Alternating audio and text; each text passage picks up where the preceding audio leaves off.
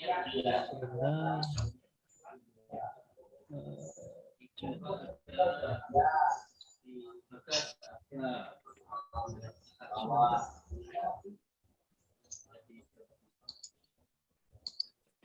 Oke, kemarin kita sudah membahas terkait non-preemptive yang sifatnya FIFO ya, yang sifatnya FIFO. Sebentar.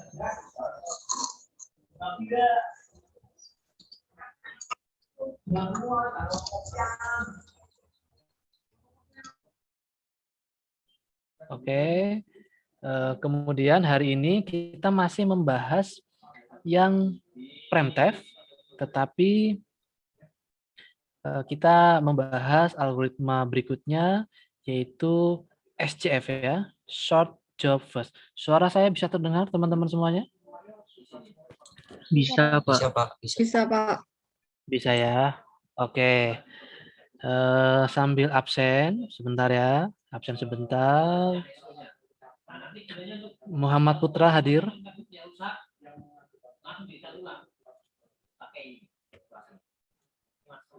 Halo, Muhammad Putra belum hadir ya. Oke. Nuri Fajriani. Nuri. Hadir, Pak. Oke. Nuri. Ingat dengan metode penjadwalan yang sifatnya non-preemptive itu yang bagaimana, Nuri? Ini kayaknya lupa deh, mudah melupakan ya, Nuri. Masih ingat nggak, Nuri? Lupa, Pak. Lupa, oke. Risna Berti, Risna. Iya, Pak. Penjadwalan yang bersifat non-preemptive itu ketika profesor mengeksekusi sebuah proses, maka tidak ada proses lain yang dapat diinstruksikan.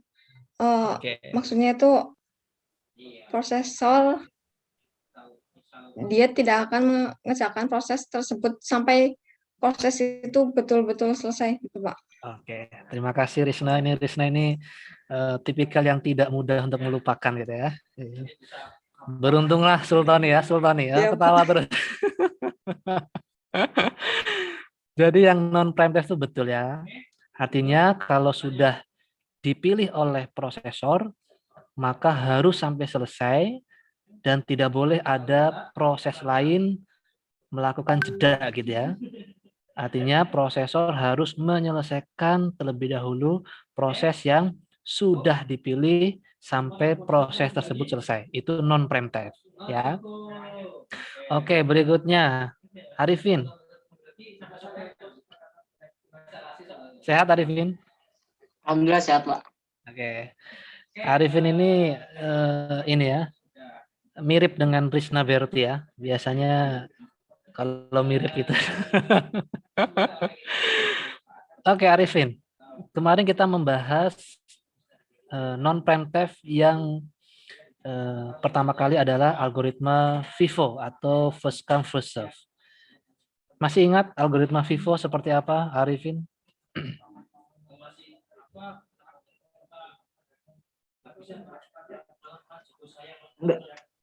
Enggak ya. Algoritma FIFO ya. Masih ingat nggak? Udah dikit lupa, Pak. Udah lupa. Oke, berarti Arifin lebih mirip sama Nuri Fajriani ya. Mudah algoritma melupakan. FIFO yang itu bukan, Pak, yang apa? Yang mana? Antrian tabel prioritas. Iya. Ya, itu yang saya tanyakan makanya. Oke, sekarang pindah. Oktarina mana Oktarina?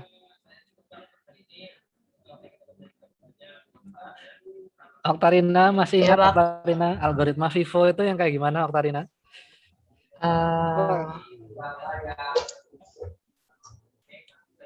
Yang bentuknya tabel itu, Pak.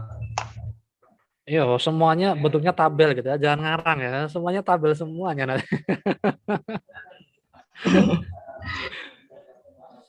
Ini Oktarina termasuk yang mudah melupakan ya. Ini yang ingat ini Risna Berti ya, ini mudah-mudahan nanti yang lain sama seperti Risna ya. Ini jangan mudah melupakan gitu ya. Oke. Coba satu lagi. Oni, ayo Oni. Hadir, Pak. Oni, algoritma Vivo yang seperti apa Oni? Seingat saya itu yang pertama kali masuk, yang first in, akan dieksekusi Pak pertama kali gitu.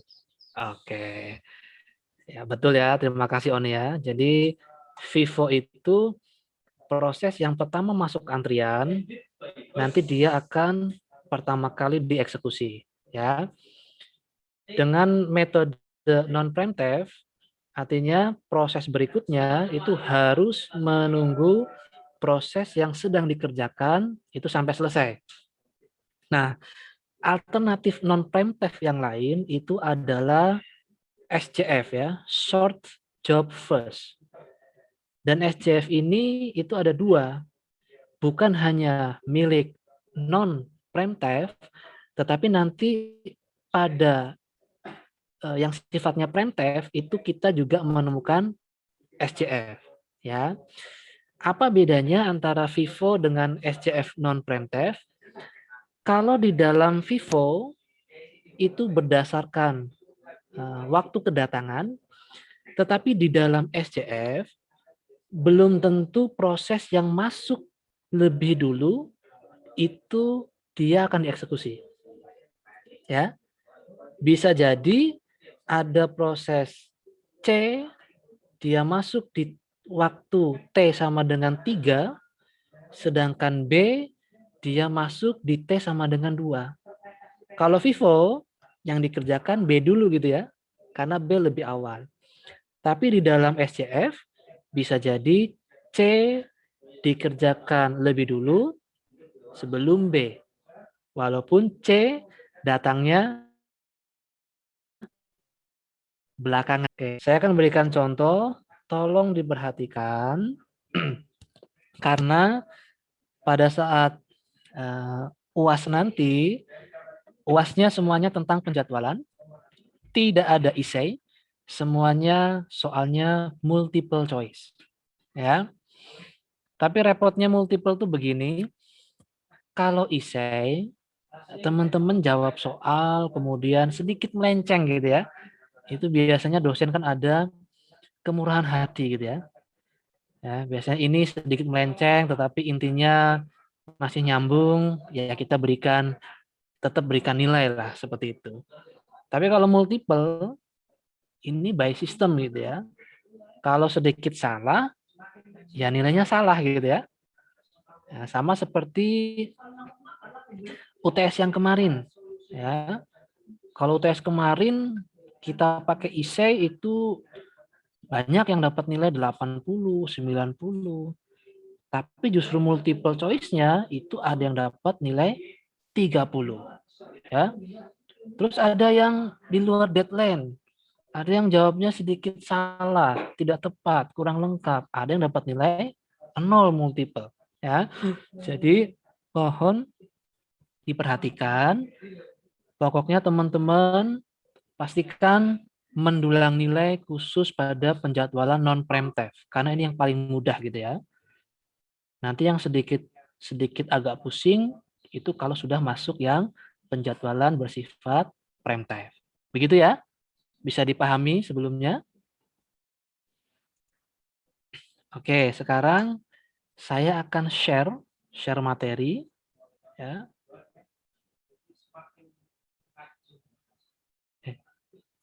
Sebentar. Ini perhitungan. Sebentar, saya akan share materi.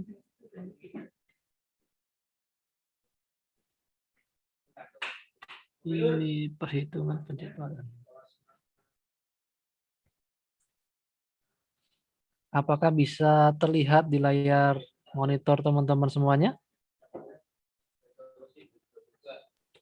Belum, Pak. Belum terlihat? Belum, Pak. Oke, kalau Belum, belum Pak. kita ulangi lagi sebentar. Perhitungan penjadwalan.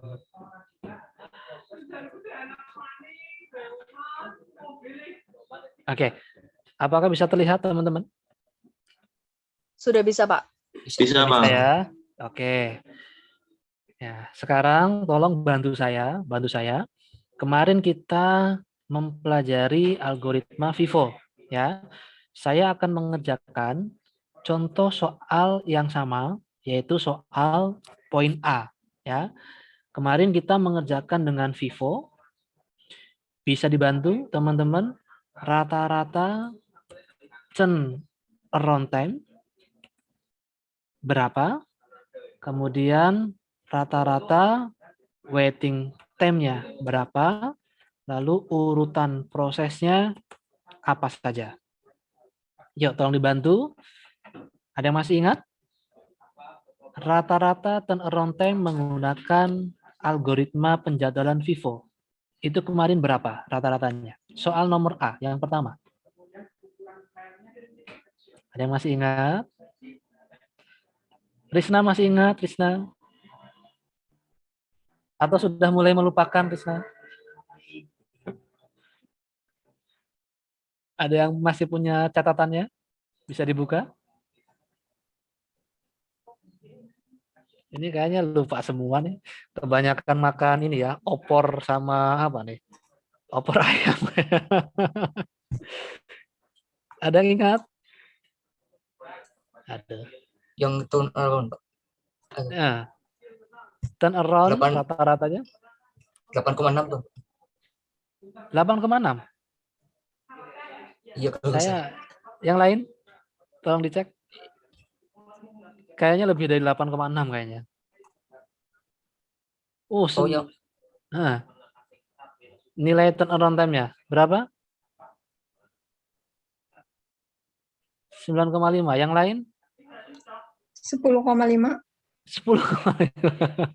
Kok beda-beda? Yang lain, ayo. Kayaknya di atas 10 ya, 10,5 kalau nggak salah. Kemudian rata-rata waiting time-nya berapa? Risna, berapa Risna? Dibuka catatannya ya, dibuka. Kita mau membandingkan dengan algoritma SJF non-prime time.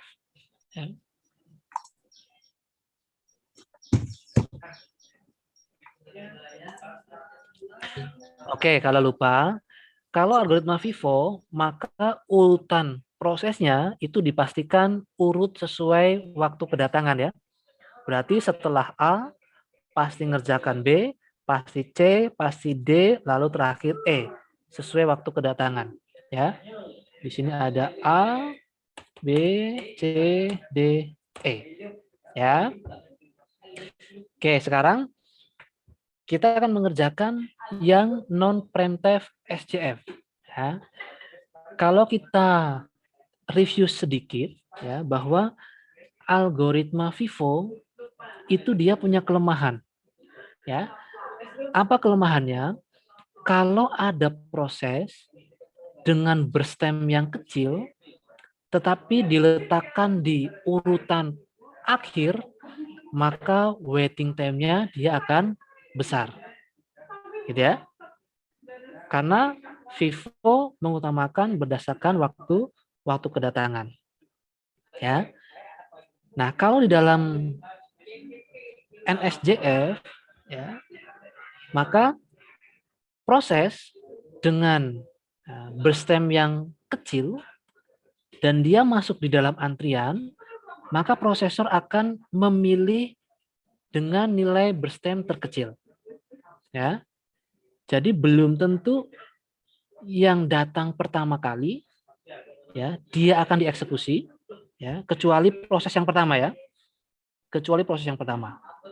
Jadi, kalau ada di dalam antrian, maka prosesor akan mencari, dia akan membandingkan mana proses dengan nilai berstem terkecil.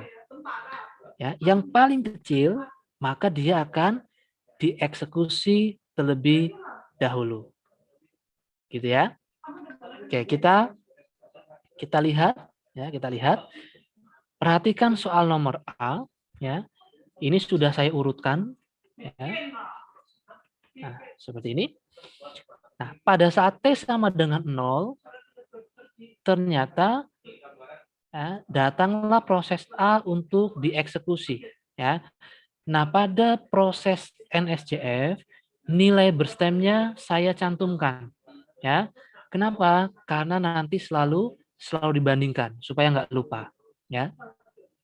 Pada saat T sama dengan 0, kita mengerjakan proses pertama, yaitu proses A. A berstemnya sama dengan 3. Ya. Berarti kita mengerjakan proses A seperti itu. Kemudian kalau sudah, kita masukkan dalam perhitungan. A dikerjakan di T sama dengan 0, selesai di T sama dengan 3. Turnaround time-nya berapa? Selesainya proses A dikurangi waktu kedatangan, yaitu 3. Ya. Waiting time-nya karena A proses yang pertama dimulai pada saat T sama dengan 0, datang di T sama dengan 0, maka waiting time-nya juga sama dengan 0. Gitu ya.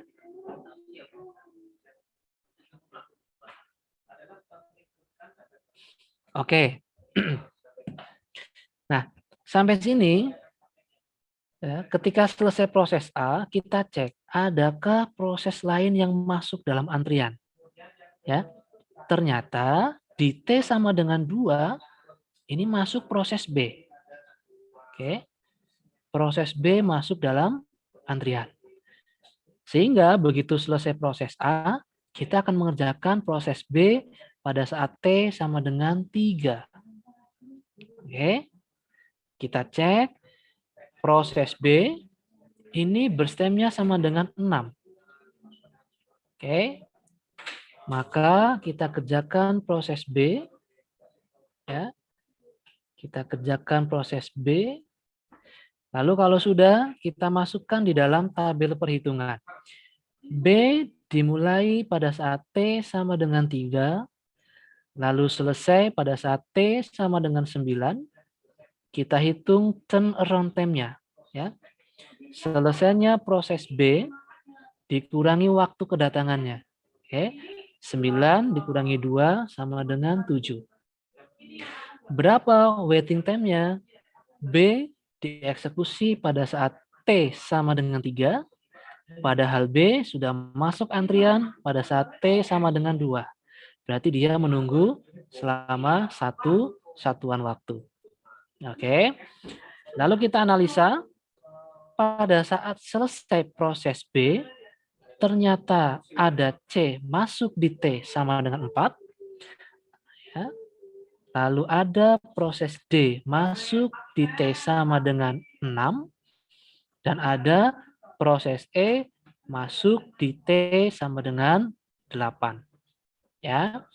Sehingga pada saat T sama dengan 9, ada 3 buah proses ya, yaitu C, D, dan E yang harus dieksekusi oleh prosesor.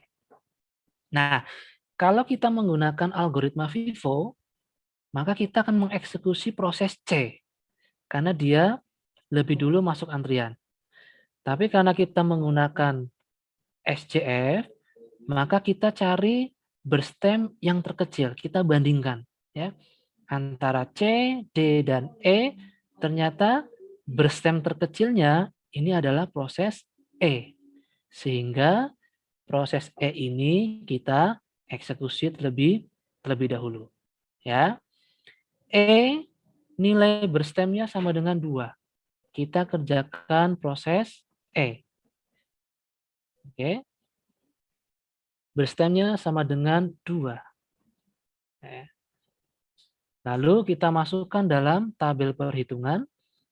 E dikerjakan pada saat T sama dengan 9.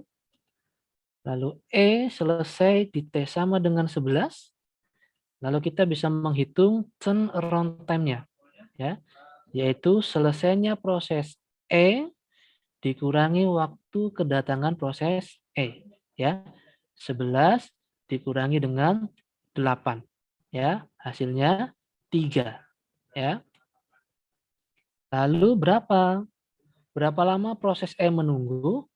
Dieksekusi pada saat T sama dengan 9, Padahal E masuk antrian pada saat T sama dengan 8. Berarti dia menunggu selama 1 satuan waktu. Gitu ya. Kalau sudah, ketika proses E selesai, di T sama dengan 11, masih ada 2 proses, yaitu proses C dan juga proses D. Ya. Lalu kita cek dulu, ternyata berstem terkecilnya itu adalah proses C. Maka kita eksekusi proses C. Ya. C membutuhkan berstem selama 4 satuan waktu, sehingga proses C ini yang kita kerjakan terlebih. Oke, kita masukkan dalam perhitungan. C dikerjakan pada saat T sama dengan 11. Lalu C selesai pada saat T sama dengan 15. Oke. Kemudian turnaround time-nya berarti 15 dikurangi waktu kedatangan proses C. Ya. 15 kurangi 4 sama dengan 11. C menunggu selama, ya, dieksekusi pada saat T sama dengan 11, padahal masuk di T sama dengan 4. Berarti dia menunggu, ya, 11 dikurangi 4. 5 ya. 11 dikurangi 4 berapa? 7 ya? 7. Oke. Tolong diperiksa barangkali ada perhitungan yang salah. Ya. 11 dikurangi 4 sama dengan 7. 15 kurangi 4, 11. Oke.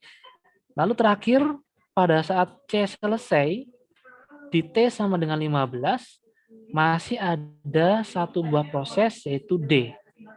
Maka kita eksekusi, D sama dengan 5. Ya. Kita kerjakan D. Oke. Nah, di sini kemudian kita masukkan dalam perhitungan D dieksekusi pada saat T sama dengan 15, lalu D berhenti di T sama dengan 20, maka turnaround time-nya, selesainya proses D dikurangi waktu kedatangan. Ya, 20 dikurangi 6, berarti turnaround time-nya 14. Terus waiting time-nya D dieksekusi pada saat T sama dengan 15, padahal D masuk, maaf sebentar, D itu masuk di T sama dengan 6 ya. 15 dikurangi 6. Ya, sama dengan 9. Oke. Nah, sehingga di sini bisa kita lihat ternyata dengan proses algoritma SJF non-preemptive itu memiliki rata-rata turnaround time-nya 7,6 dengan setiap proses rata-rata menunggu waktu untuk dieksekusi masing-masing selama 3,6 satuan waktu. Dan prioritas yang dikerjakan yaitu mengerjakan A, baru B, kemudian E, C, kemudian D. Gitu ya. Di sini mengerjakan A terlebih dahulu, baru B, kemudian E, kemudian C, kemudian D. Ya. Nah, ternyata kalau dibandingkan dengan algoritma FIFO, ya, ini turnaround time-nya lebih kecil. Ya. Waiting time-nya juga lebih sedikit ya, nanti dicek ya. Dan urutan prosesnya berbeda. Jadi nanti tugas prosesor, karena prosesor dia memprioritaskan algoritma dengan nilai turnaround time rata-ratanya yang paling kecil dan waiting time-nya juga yang paling kecil, maka dia akan menggunakan algoritma SJF non-preemptive untuk mengerjakan proses yang ada pada soal nomor A. Ya. Oke, sampai sini apakah ada pertanyaan? Silakan, apakah ada pertanyaan? Apakah bisa dipahami atau mungkin sulit dipahami?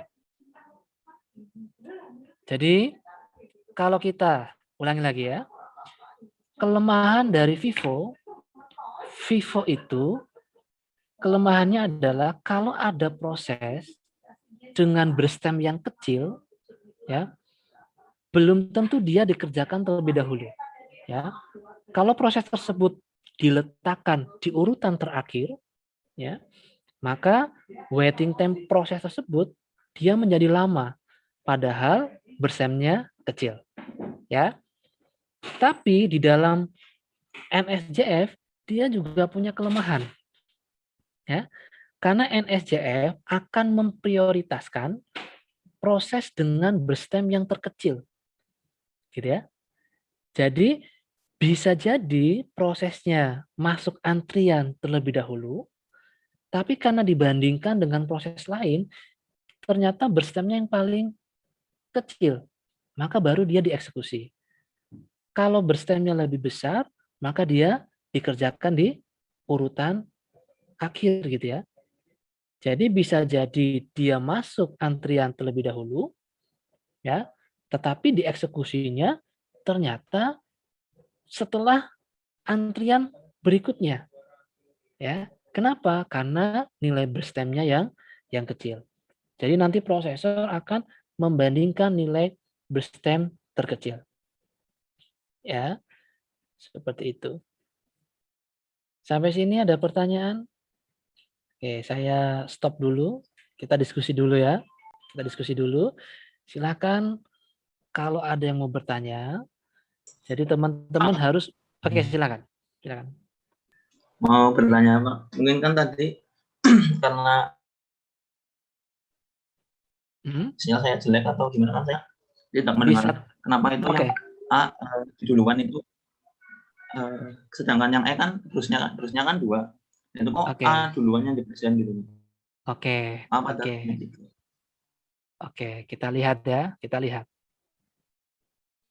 Kenapa A dikerjakan terlebih dahulu, padahal nilai A ini berstemnya lebih besar daripada yang E gitu ya? Begitu pertama? Ya kan? Iya Pak. Padahal, oke, ya. Jadi kalau itu proses yang pertama kali masuk antrian, ya, seberapa besarnya berstem, maka dia akan dikerjakan terlebih dahulu. Ya. Oke, kita lihat. Kenapa A ini kita dikerjakan terlebih dahulu? Karena A yang pertama masuk di dalam antrian.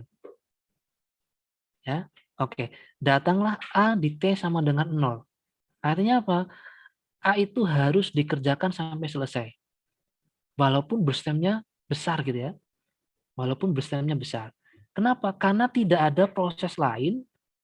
Kan tidak ada proses lain sebelum T sama dengan 0. Ya.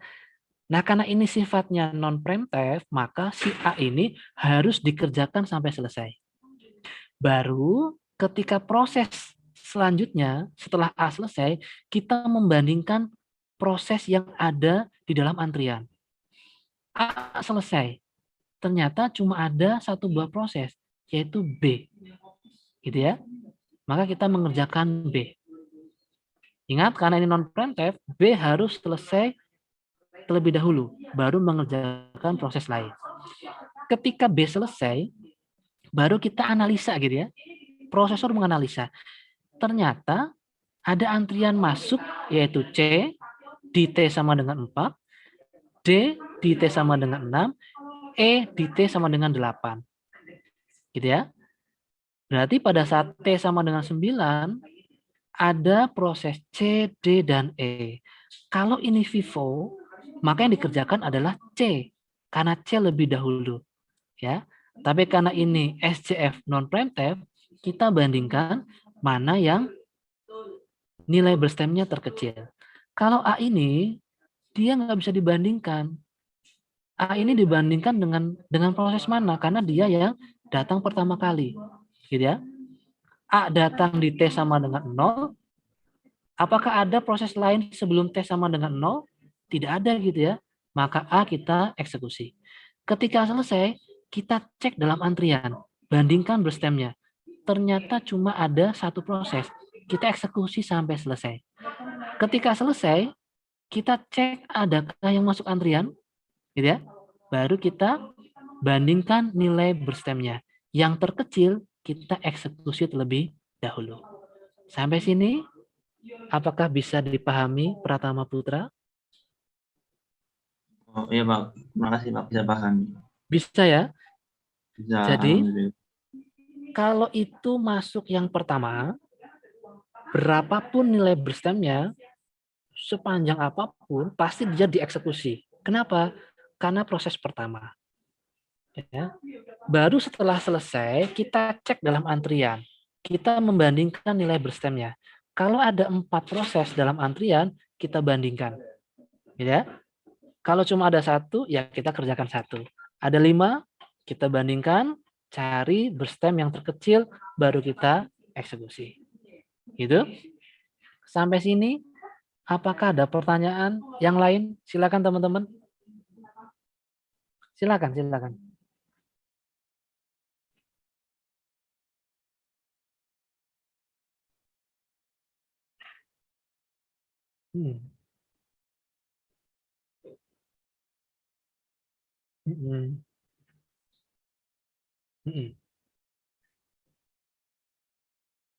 Oke, baik, terima kasih.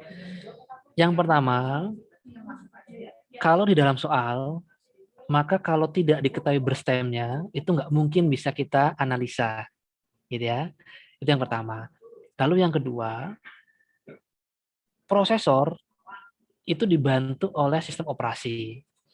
Maka dia hanya akan mengerjakan berdasarkan waktu kedatangan pertama kali. Gitu ya.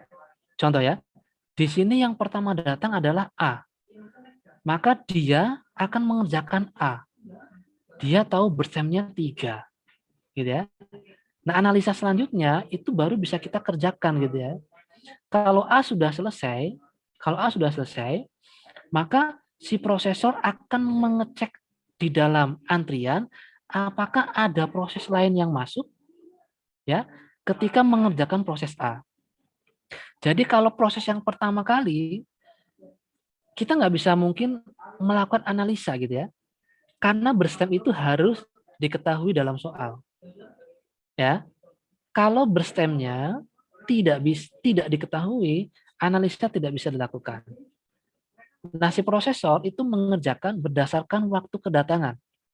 Untuk proses yang pertama itu konsepnya sama seperti konsep FIFO gitu ya.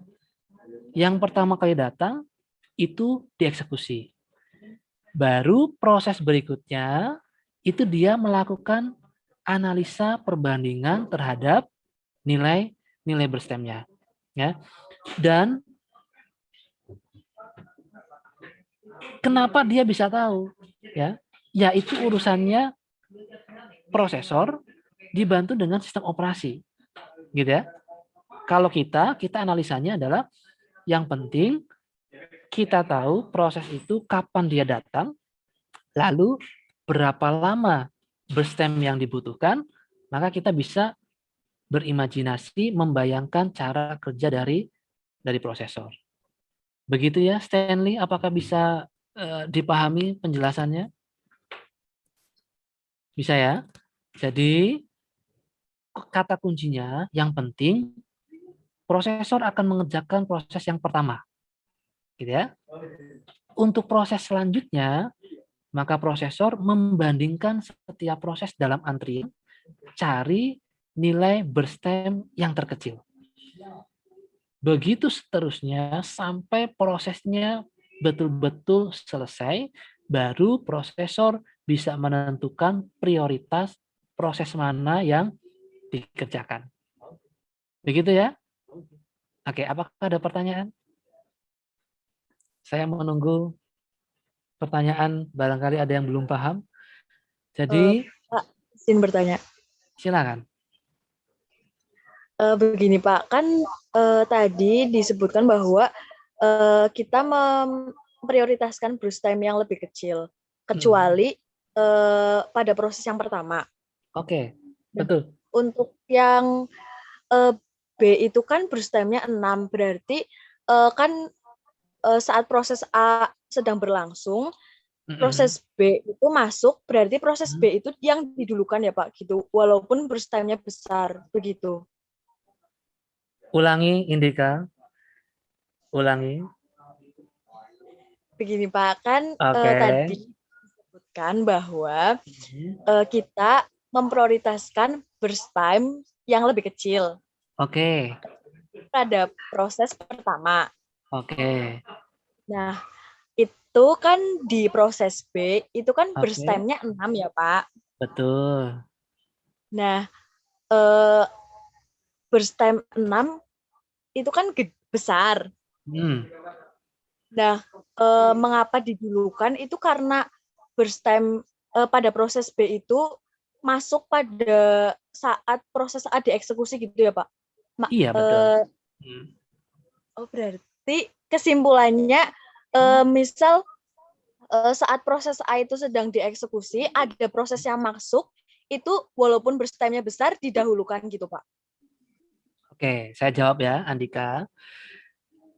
Karena ini non-prime time, kita cek A itu kan datang di proses di T yang pertama gitu ya, T sama dengan 0. Maka A itu harus kita eksekusi sampai selesai. Karena non-prime time, tanpa jeda gitu ya. Begitu selesai proses A, kita cek. Ternyata di dalam antrian, T sama dengan 2 itu masuk proses B. Ya. Nah, kita bandingkan. Ketika A selesai, adakah proses lain selain proses B? Ya, karena yang masuk di dalam antrian itu hanya satu proses, yaitu proses B, maka proses B ini yang kita eksekusi sampai selesai, tidak boleh ada jeda karena non preemptive. Ya kan? Nah, di sini ya masuk proses A di T sama dengan 0.